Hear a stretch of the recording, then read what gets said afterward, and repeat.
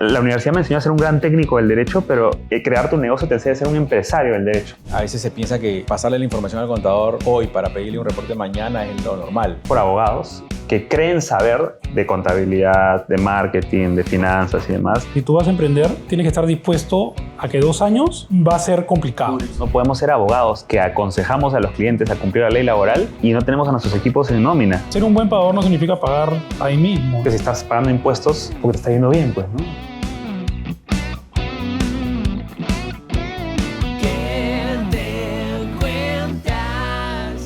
Hola Leo, ¿qué te cuentas? Bien, Carlos, todo bien. Bueno, yo te cuento que hoy tenemos en el podcast a alguien súper especial. Dicho sea de paso, es uno de nuestros primeros clientes. Y es una persona con la que junto con él y con su equipo hemos trabajado muy de cerca, sobre todo los primeros años, y consideramos muy importante invitarlo porque a pesar de que tenemos rubros en cierta forma distintos, nos identificamos mucho en la forma de pensar, la forma de trabajar y básicamente con la visión que tenemos cada uno en nuestro negocio. Entonces, y además, a ver, es músico, le gusta la música, Yeah. es apasionado de la lectura, es una persona que se desafía constantemente, odia el status quo, es muy curioso, muy presente en redes y sobre todo es abogado. Y como no cobra por horas, entonces Exacto. esto no tiene tarifa. ¿No? Eso es lo que más me gusta. Ok, hay que darle la bienvenida. Entonces, sin más preámbulo, que pase Oscar Montezuma.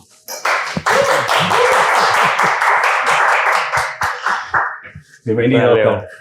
Entonces ahora me pongo yo acá en medio. Sí, dale.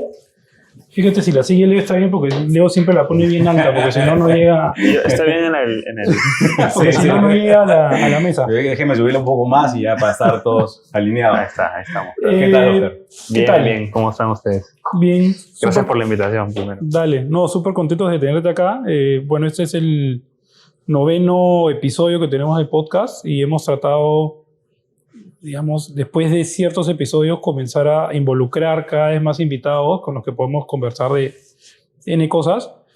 Y en tu caso, a ver, para dar una especie de resumen, Oscar Montezuma es abogado, él ya nos va a contar un poco más en un ratito, pero él decidió hace unos años emprender dentro del mismo modelo de negocio legal y nosotros hemos trabajado juntos en ayudarlo a, digamos, gestionar de cierta forma algunos temas contables y financieros del negocio, ¿no? Pero, ¿por qué no, Oscar? Empieza un poquito contándonos sobre Newbox para dar un poco de perspectiva qué son, qué hacen, cuál es la propuesta de valor y de ahí nosotros, de hecho, vamos a ir con otras preguntas y ahí vamos rebotando.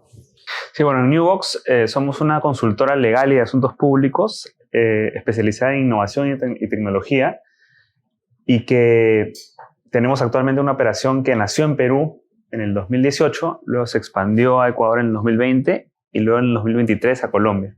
Entonces hemos desarrollado un modelo boutique bien especializado en atender todas las necesidades que puede tener un negocio de tecnología o digital y que necesita esa asesoría o ese acompañamiento para navegar por toda la parte legal vinculada a este tipo de negocios disruptivos, ¿no? Entonces estamos justo en la intersección entre el derecho, la innovación y la tecnología.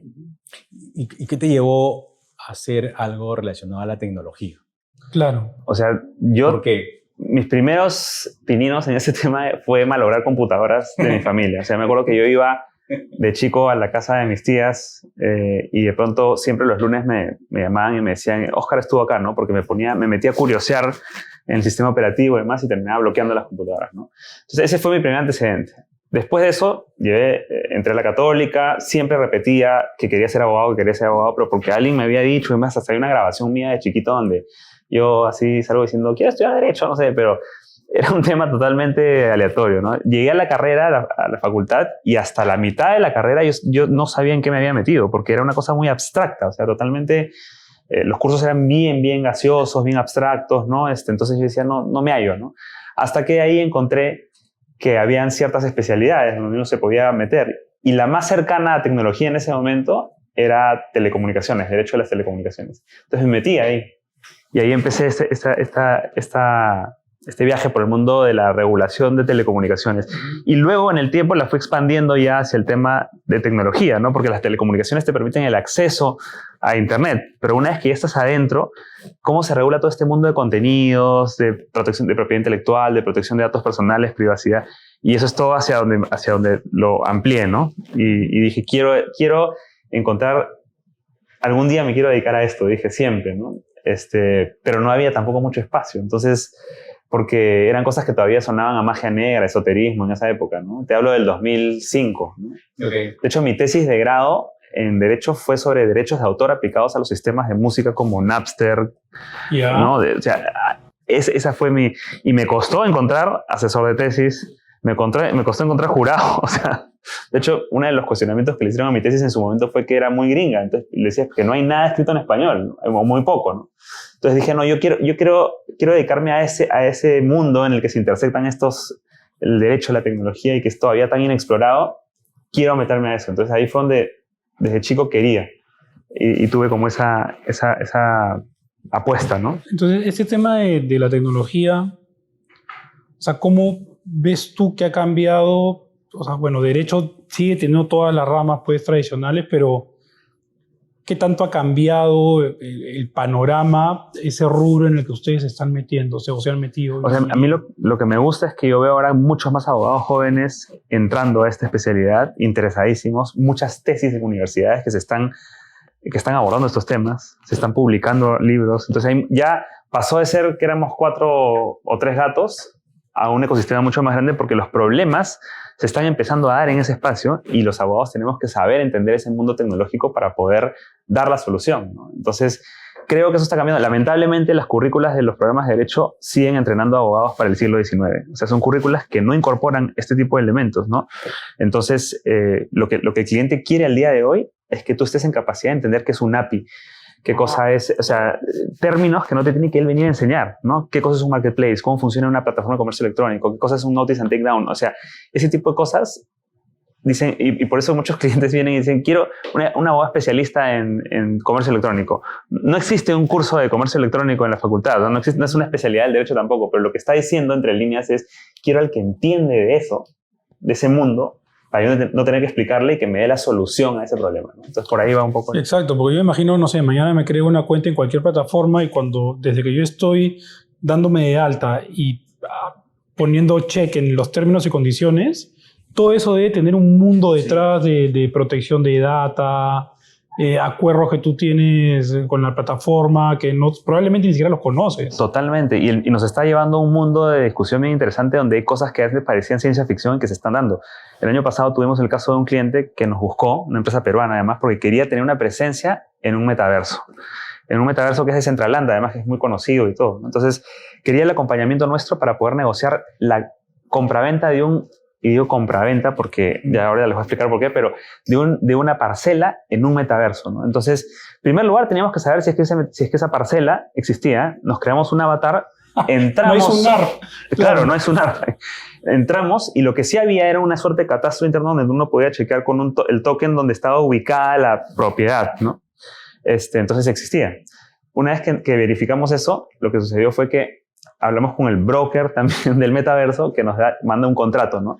El contrato era un documento que te hablaba sobre compraventa de un bien físico en el metaverso. Entonces yo le dije, en primer lugar, esto no es un bien físico. Esto es más parecido, legalmente es más parecido a que tú abras tu cuenta en Facebook. Es una licencia de software, esto.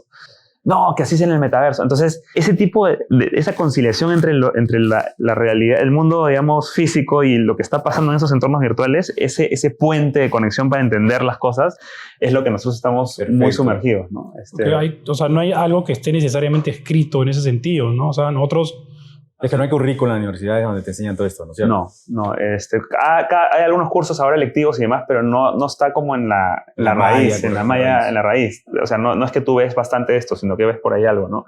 Pero sí, o sea, los problemas de ese tipo están ocurriendo cada vez más y requieren justamente que tú conozcas qué es un metaverso, cómo. O sea, otro problema que tuvimos es que la plataforma solamente permitía pago en cripto.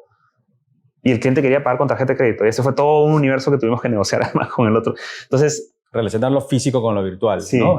Muchas veces las respuestas ya las tienes en la norma y hay que adaptarlas a eso. En otros casos no hay regulación y tienes que tú estar, y también desde Newbox participamos mucho en esas discusiones regulatorias en el Congreso y demás para aportar desde lo técnico y decir, ok, si vas a regular algo, regúlalo bien.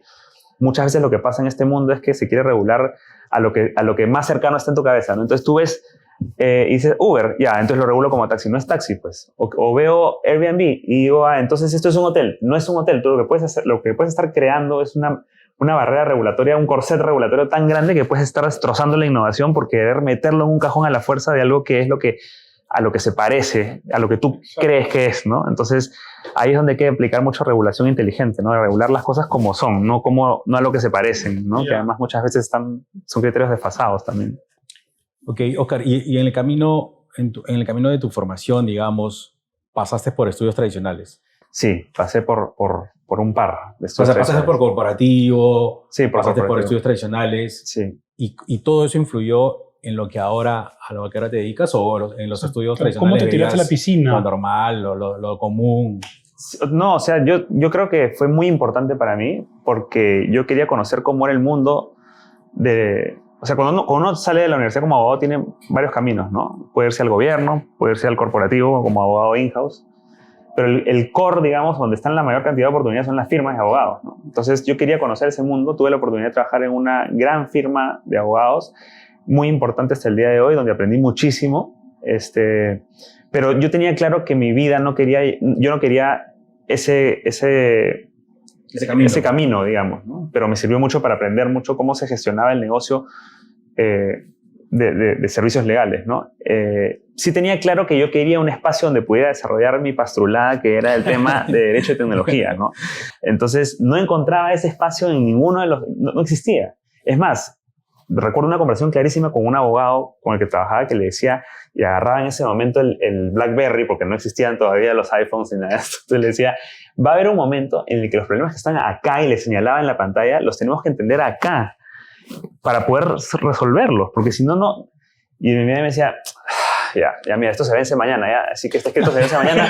Y es que, entonces, yo en el fondo, claro, en ese momento me daba rabia, o sea, ¿no? Tu visión, tú eras visionario del tema, pero no te entendían. Sí, ¿no? Entonces yo dije, en el tiempo he aprendido que si no hubiese sido por esas puertas en la cara que realmente recibí, no hubiese podido hacer lo que he hecho ahora, ¿no? Claro. Pero yo sabía que había ahí algo que se estaba moviendo. Que no estaban viendo. Y que no estaban viendo y no les parecía interesante, al menos relevante. En el momento me preguntan, pero ¿quiénes van a ser tus clientes? Me decían. Entonces yo le decía, las plataformas de tecnología, pues. ¿Pero cuáles? ¿Qué? No. Ahí nomás. Era mucho, ¿no? Entonces, así fue como empecé yo a indagar, ¿no? Y la maestría que yo hago afuera la hago especializada en estos temas. Hago un fellowship en Google que lo hice también afuera, que me abrió más la cabeza todavía, y con eso regresé ya y me lancé a emprender porque dije, como no encuentro dónde más desarrollar esto que quiero hacer y en la forma como lo quiero hacer, entonces, nada, apostaré, pues. Pero si yo regreso, no sé, pues 6, 7 años, probablemente no habían muchos estudios legales ni tampoco empresas especializadas en temas financieros que quieran tirarse a ver el tema de tecnología, porque como era algo tan incipiente no pagaba. Pero más que eso, yo creo que no habían personas, o eran pocas las personas con esa visión de lo que iba, a dónde íbamos a dirigirnos, ¿no? Tú en esa época ya veías algo que iba a suceder, digamos, ¿no? Yo estaba viendo que algo se estaba moviendo mucho y que eso iba a tener un impacto en algún momento, pero también es cierto que no encontraba el espacio donde yo podía desarrollar eso. De hecho, cuando yo regreso de mi maestría y todo, conversé con un par de firmas que me dijeron, bueno, si quieres puedes desarrollarlo acá, pero no sentía que estaban realmente interesadas en impulsarlo como institucionalmente, sino era como, te damos acá un sitio. ¿Y ahora te han tocado las puertas algunas? Hemos trabajado juntos, sí, en algunos casos, ¿no? Donde me han buscado por la especialización, ¿no? En ciertos temas que ellos no ven, ¿no? Entonces, pero sí éramos muy pocos. En esa época habríamos 2 abogados o 3. Te hablo en el 2012, ¿eh? Tampoco yéndonos tan... Porque ahí empecé a emprender en el 2012, ¿no? Y de ahí ha sido un viaje hasta el día de hoy fascinante, ¿no? Porque sobre todo lo que yo rescato más de ese proceso de emprendimiento es que la universidad me enseñó a ser un gran técnico del derecho, pero crear tu negocio te enseña a ser un empresario del derecho, que es otra cosa completamente distinta, ¿no? Y hay gente que no le gusta también, y por ahí de repente se tira la toalla, ¿no? Pero a mí me ha encantado, me parece fascinante que me enseñen aprender ¿En de qué momento contabilidad. decides ya hacer Newbox? ¿Qué te gatilla hacer Newbox? Es que o sea, yo en realidad me lanzo a emprender en el 2012 y tengo como 3 iteraciones. Newbox es mi tercera iteración como emprendedor. Primero estuve yo solo y aprendí ahí lo que aprende el emprendedor cuando se lanza solo. Éramos mi laptop y yo contra el mundo, así, no había más. Entonces yo hacía, contestaba el teléfono, yo hacía todo. También era contador. También era contador, hacía mis recibos a mano, me acuerdo. No habían electrónicos todavía. Y esa parte fue como de 2 años. De ahí se incorporó un socio al proyecto y escalamos eso. Y mi segundo aprendizaje fue ver escalar eso, o sea, crecer.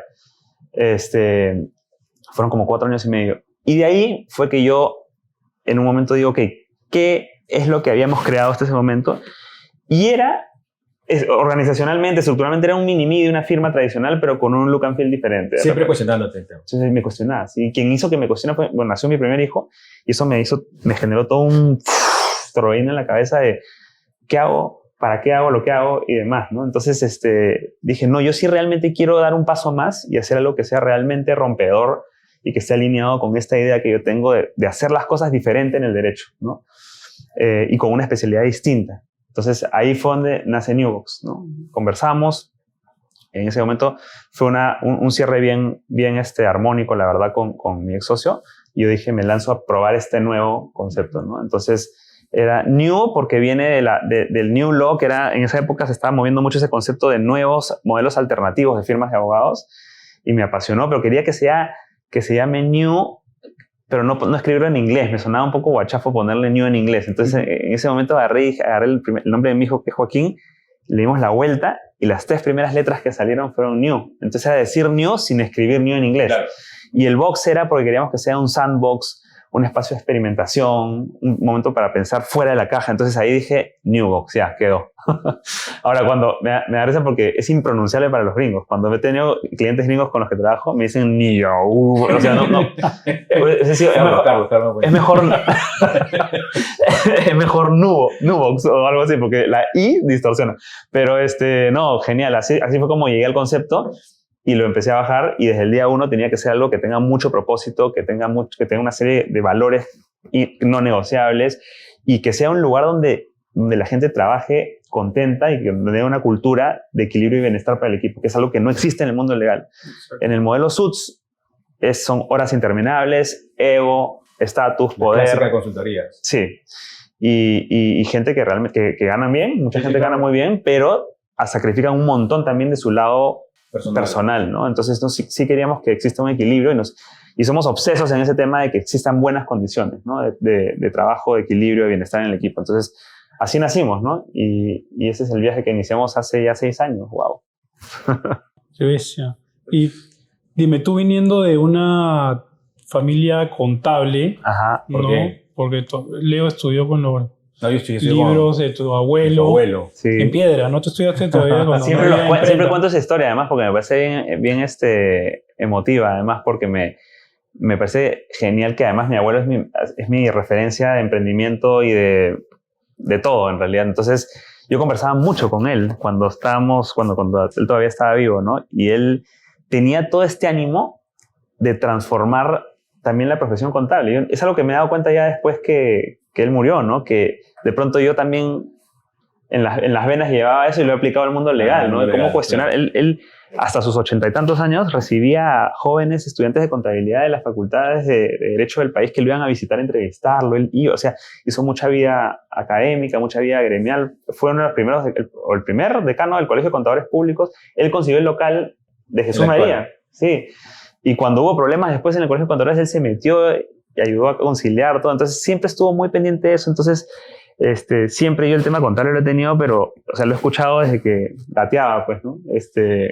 La importancia de lo contable, la importancia de tener de las cuentas claras, todo eso, ¿no? Entonces, definitivamente ha sido un tema que lo he llevado en la raíz del emprendimiento, ¿no? Uh-huh. ¿Y por qué no estudiaste contabilidad? Porque yo he tenido siempre un tema con los números que recién me empezaba a reconciliar últimamente. Y yo decía, no me bloqueé. En el colegio las matemáticas no eran lo mío, en la universidad tampoco. Entonces yo decía, no soy de números. Me bloqueé y me metí eso en la cabeza. Y me desarrollé más en la parte de humanidades, letras y eso, ¿no? Entonces, Por eso fue que... Pero además porque también yo nunca fui mucho también de seguir el camino de... Fui bien contreras en un montón de cosas en la casa. Pero tú eres el primer abogado de la casa, ¿ve? El nieto mayor, además, y el primer... Bueno, y abogado, sí. De la familia han habido como 2 o 3 contadores ahí, sí. Okay. Que han seguido contabilidad. Sí, Sí, yo me acuerdo haber revisado libros de tu abuelo. sí Cuando iniciaba la carrera. eso es genial porque ese es el legado, ¿no? Eso es lo que me tenías inspira. pelo. Claro. Y harto. Porque eso es lo que finalmente el legado que queda, ¿no? Y eso es algo que es súper inspirador para mí y por eso siempre lo he tenido como pendiente cuando en todo momento siempre pensaba ¿qué pensaría mi abuelo de esto, no? O sea, siempre en cada paso que he dado y me vienen mensajes bien chéveres de ánimo y también de las cosas malas que a él le pasaban. Yo me acuerdo que le preguntaba mucho sobre sus sociedades también. ¿Cómo te fue? Y me contaba sobre eso. Era fascinante escuchar esas historias y al final, o sea, me hubiese gustado haber grabado un podcast en esa época con él para registrar todo eso, porque es un aprendizaje que te lo llevas ya por siempre, Claro, ¿no? Claro, y también que tener en cuenta que la carrera de Derecho con la carrera de contable Sí, se intersecta. siempre se intersecta. Él quería que yo fuera tributarista. Claro. Él me decía, si vas a estudiar Derecho, chévere, pero tributario, pues. Claro. Siempre, nosotros como contadores siempre recurrimos a los abogados Un más mal en la parte necesario. tributaria, ¿no? En lo laboral, porque todo termina, ya ahora que tienes tu emprendimiento, o ya eres empresario y tienes Newbox, ya te has dado cuenta cómo es la parte contable, ¿no? Totalmente. Él llegó en las últimas interacciones que tuve con él, en algún momento él me dijo, ya creo que sé qué es lo que haces, me dijo. Entonces, porque yo le explicaba, ¿no? Tú haces derecho cibernético, me dijo. Y ya yo le dije, sí, si te queda clara, eso es lo que hago. Le dije, sí, porque él ya dijo, ya entendí ya. Pero él se quedaba pensando y articulaba y todo, y me dijo, sí, derecho cibernético. Qué buena, qué chévere. Bueno, ¿qué te parece? Nosotros, o sea, la dinámica del podcast es sacamos unas 3, 4 preguntas y ahí vamos discutiendo. Quedamos rápido, conversando sobre esa pregunta. A ver. Exacto. A ver, Leo, Okay, ¿qué te parece dale, si tú sacamos la primera? entonces. ¿En qué momento decidiste que necesitabas un outsourcing contable? O mejor dicho, ¿qué fue lo que te motivó a ir por un outsourcing en lugar de un in-house?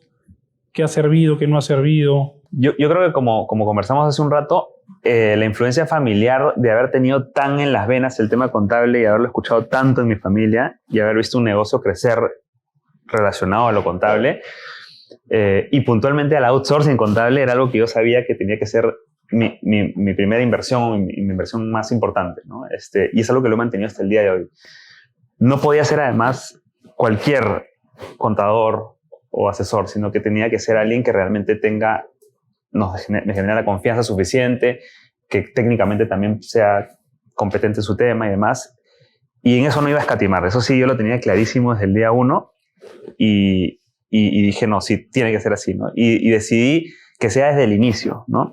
De hecho, en el inicio, mi familia me llevaba a la contabilidad. De hecho, mi mamá era nuestra contadora, ¿no? Hasta que yo dije, bueno, hemos cumplido un ciclo ya en la asesoría y ahora... ¿Cómo rompes ese vínculo? Fue difícil porque hay una relación familiar de por medio, pero también era sano porque la relación familiar a veces no es necesariamente la mejor en esos espacios de trabajo porque se mezclan las relaciones, ¿no? Entonces en ese momento dije, bueno, voy a ir en busca de... Entonces era también una especie de herejía familiar, ¿no? Que yo diga, ¿cómo que me voy? No. Pero no, luego después lo entendieron y ahí fue ya te aceptan de nuevo en la casa. Ya me aceptan de nuevo en la casa y así. ¿Después de cuántos años? Tuve que reivindicarme. Pero sí, y fue justo ahí donde empezamos esa búsqueda y dimos con ustedes. y en adelante ha sido pues una relación bastante... con mucha conexión de las visiones que tenemos sobre hacia dónde queremos llevar lo que hacemos, claro, ¿no? Entonces creo que esa sintonía fue básica y la sentimos desde el día 1 cuando nos reunimos, me acuerdo en esa sala en Comunal, me acuerdo que fue y salimos y con André dijimos ellos son, así. Me acuerdo clarísimo. Hubo mucha, desde el box en el nombre, o sea, era Blue Box, New Box, o sea, ya había demasiada sintonía en muchas cosas. Sí, además me acuerdo que esa vez ustedes, me acuerdo que una de las cosas que me quedó grabada fue el look, que era como el que tienen ahorita, sí. Y yo dije, qué chévere, porque justamente esto es bien rompedor, porque probablemente te vas a encontrar en el mercado con contadores que vienen acartonados, no sé, como los abogados también, ¿no? Ahogándose con la corbata acá, los gemelos, las iniciales. Entonces dije, no, yo quiero algo que sea cercano, ¿no? Y eso me transmitieron también, cercanía, ¿no? Entonces, dijimos, no, creo que ellos son los partners adecuados para arrancar con este gran proyecto que busca también. Porque creo que era muy importante que no solamente nosotros seamos o pregonemos disrupción, sino también que nos unamos a partners y a socios y que nos ayuden también, que tengan ese mismo mindset, ¿no? Entonces ahí fue donde dijimos, acá hay clic, y ahí empezó, ¿no? ¿Qué es lo que tú esperabas, o sea, ya como empresario, qué esperas tú de un outsourcing? ¿No? Porque hay mucha gente que tiene cierto rechazo a outsourcear porque piensan de que van a estar muy lejos de los números o que el nivel de servicio... O sea, hay gente que quiere tener al contador al lado, ¿no? Porque creen que es el que tiene todas las respuestas. Entonces, ¿cuál es tu visión de un servicio de outsourcing? Primero, que creo que tiene que ser muy cercano, muy ágil, ¿no? Para justamente, o sea, convertirse en parte de tu equipo sin ser de tu equipo, ¿no? O sea, digamos, en el mindset de la atención, ¿no? Y creo que eso es algo que hemos tenido siempre cuando hemos trabajado con ustedes, es esa rapidez, esa cercanía, ¿no? Creo que eso es importantísimo, ¿no? Porque eso además contribuye a construir confianza. Entonces te sientes... Porque creo que el elemento de confianza en servicios como los legales, contables, ¿no? Es fundamental, ¿no? Sí. Y eso se puede quebrar bien rápido. Pero lo interesante es que además ha pasado gente por el equipo de Blue Box y eso no ha afectado... O sea, no es que dependía el servicio de una sola persona, ¿no? Y eso creo que construye también una credibilidad, un respaldo interesante, ¿no? Que pasan distintas personas, pero al final la calidad del servicio, la experiencia del servicio no se afecta, ¿no? Pueden haber estilos diferentes y demás, pero no se afecta. Entonces, eso creo que fortalece la confianza y que es algo que yo valoro mucho en el tema. Y es algo que a nosotros nos permite también tener esa calidad del servicio, es también lo que viene de ustedes, ¿no? Porque ustedes son muy ordenados. O sea... y son de las pocas empresas que son bien ordenadas, ¿no? Y eso nos permite a nosotros tener un trabajo mucho más pulcro, más al día, más oportuno, ¿no? Porque vemos de todo. ¿Ya? Claro, y a veces se piensa que pasarle la información al contador hoy para pedirle un reporte mañana es lo normal. Claro.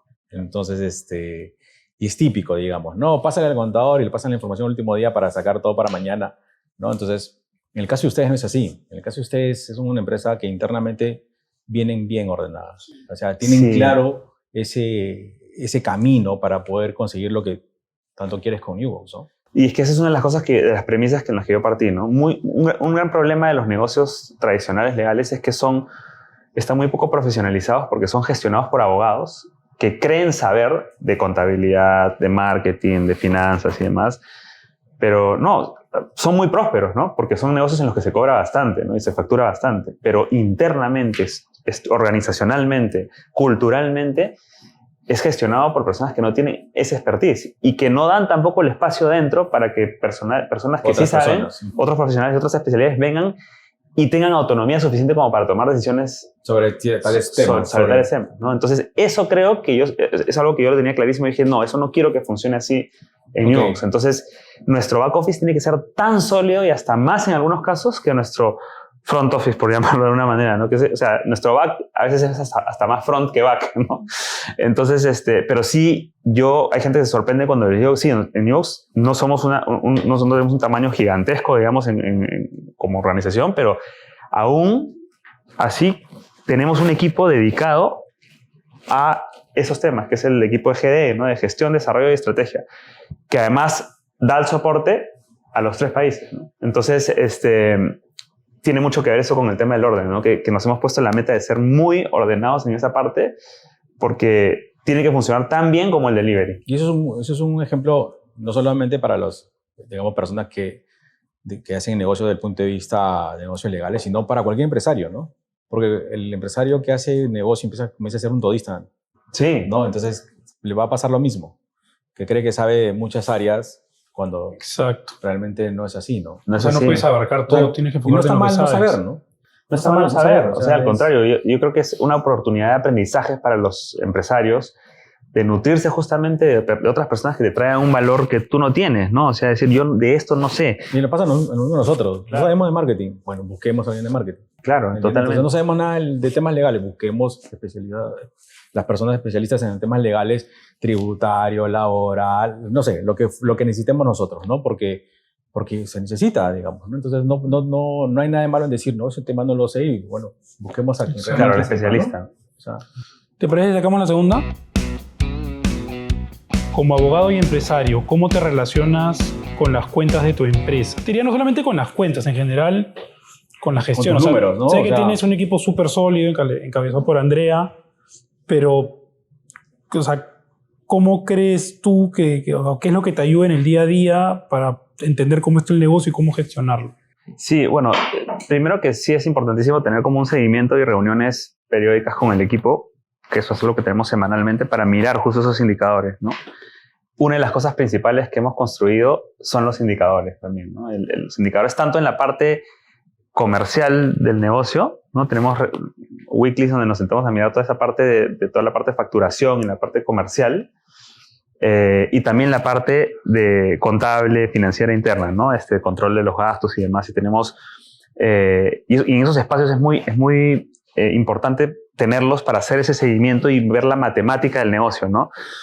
Que ahora le he encontrado un gusto. Como les decía al inicio, en mi vida en general los números no he sido muy aliado de los números. Pero es que ahora te dicen algo. Pero te dice, exacto, cuando el número te cuenta una historia, esa frase del dato mata relato además, ¿no? Porque es así. Entonces tú ves y dices, ok, sí, esto que yo sentía que me estabas esforzando y que estaba a mil y todo, era pura sensación, pero no se está reflejando en los números. Entonces el número sí te dice y te permite tomar dar esos giros de timón para justamente enrumbarte, ¿no? Y en eso he encontrado algo que me complementa mucho, ¿no? Y que me ayuda un montón, tener indicadores. Cuando nos sentamos, por ejemplo, a revisar ese tema de, ok, veamos dónde está nuestro principal flujo de ingresos en Newbox, y nos pusimos a clasificar, a crear categorías, los centros de costos, las categorías de facturación, y a desglosar granularmente las facturas para encontrar de dónde vienen los ingresos mayores que tenemos. Ese tipo de cosas te dan o sea, cuando ya las ves plasmadas, dices, wow, o sea, esto no lo estaba viendo. O sea, yo no sentía que era así, yo pensé que nuestra área de facturación mayor era esta, pero no es esta, ¿no? O temas como, por ejemplo, las políticas de pagos, ¿no? Cómo financieramente, recuerdo que en algún momento hemos conversado esto, creo que es el tema hay empresas que les emiten una factura y pagan inmediatamente, ¿no? Y eso que es una práctica muy, muy buena, sin duda, pero cuando tú ya llega un punto en el que, si es que eso puede tener un impacto financiero en tu flujo de caja, ¿no? Entonces, son cosas que vas aprendiendo en el camino y que me parece que son importantísimas que cualquier emprendedor vea desde el día cero. O sea, porque he visto también muchos casos de emprendedores que se lanzan y que incluso crean su SAC o ¿no? la sociedad o lo que fuera, y empiezan a utilizarla como un cajero automático. O sea, todo lo que entra, sale. Y claro, de ahí viene la revisión anual y tú dices, ok, pero todo esto lo debía haber sacado, no, tenía que haber provisionado para los impuestos, para el impuesto a la renta, el IGB, todo, y de pronto es mucho más fácil empezar de cero bien ordenado que reconstruir todo eso atrás, incluyendo las multazas que vas a tener que afrontar por la autoridad tributaria, ¿no? Entonces, hacer empresa conlleva para mí necesariamente tener una buena asesoría en ese frente, ¿no? 100%. Cosa que vas desarrollando una disciplina, ¿no?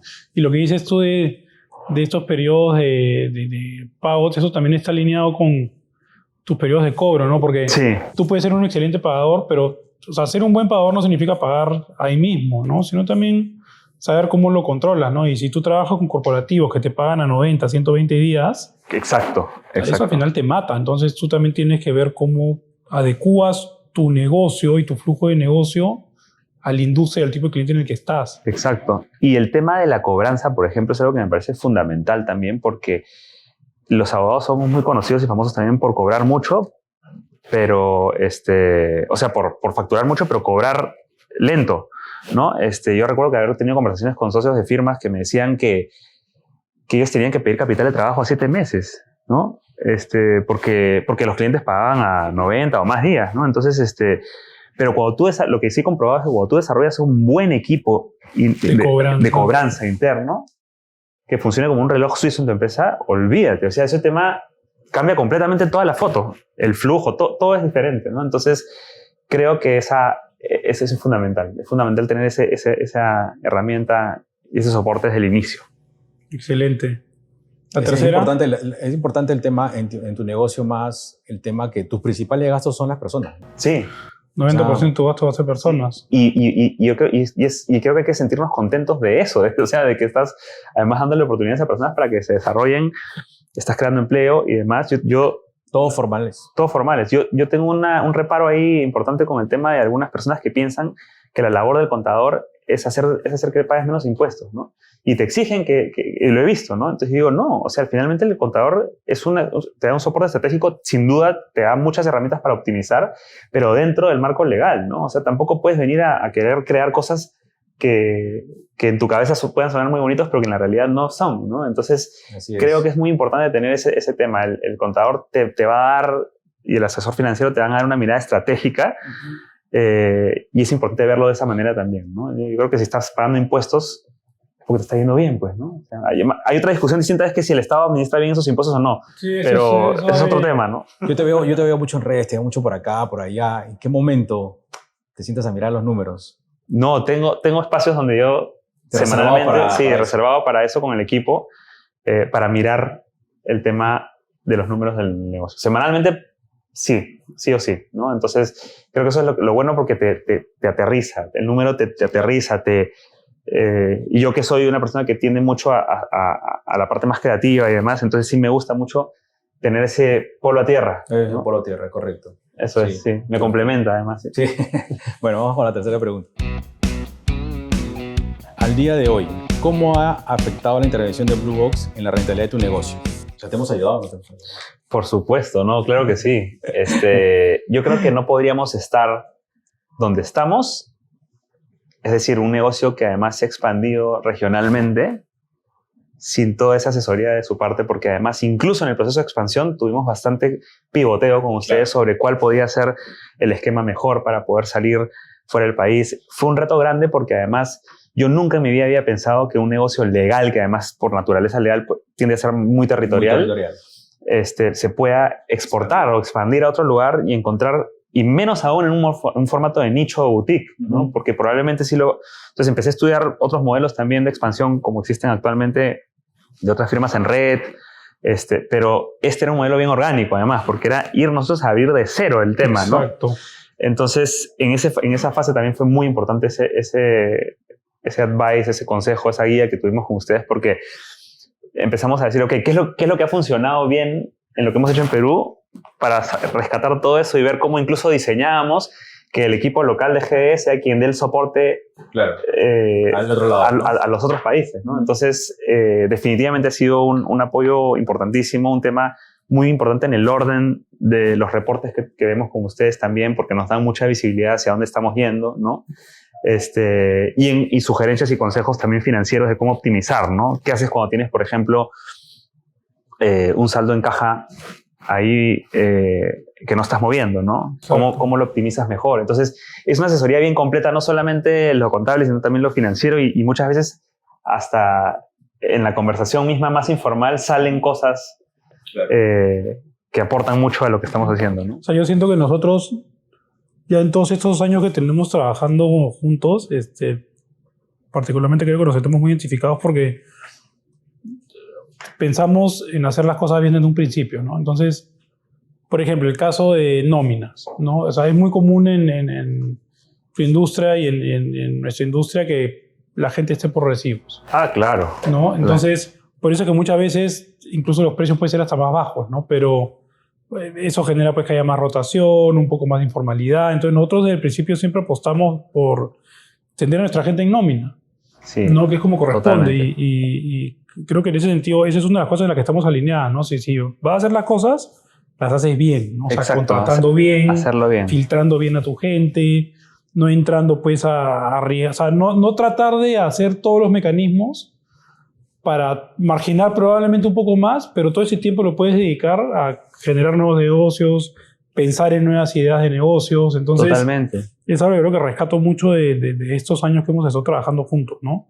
En el mundo legal es ese tema de la cuarta quinta, pues, ¿no? Que ese tema que me parece pues que es, o sea, es indefendible, ¿no? O sea, no podemos ser abogados que aconsejamos a los clientes a cumplir la ley laboral y no tenemos a nuestros equipos en nómina, como corresponde, porque hay una relación laboral de por medio, ¿no? Entonces, eso me parece que es un sinsentido y que creo que afecta mucho a la seriedad que los abogados esperamos tener, ¿no? O sea, ¿cómo la gente nos va a ver de una manera distinta a ser usureros, tiburones y demás, si es que ni siquiera cumplimos esa ley que estudiamos, ¿no? O sea, es un tema... Sí, exacto.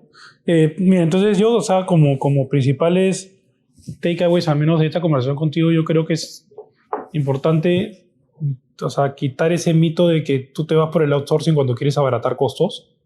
Claro. Es importante, al menos para nosotros, como trabajamos con otros clientes, es esos primeros meses donde estás trabajando con un nuevo cliente es donde más inviertes tu tiempo, porque es cuando te tomas más horas a sentarte, a ver cómo funciona el cliente, cómo es su modelo de negocio, para así poder dar recomendaciones. O sea, nosotros no nos consideramos una empresa transaccional en donde tenemos un equipo haciendo registros, o sea, es parte de, pero además de eso, hay un entendimiento del negocio. O sea, nosotros nos podemos sentar contigo, con cualquier otro cliente y es como poner play sobre, oye, y este tema de qué fue y cómo, o sea, y entender muy bien, viendo tus números, si has estado ejecutando o no tu estrategia, ¿no?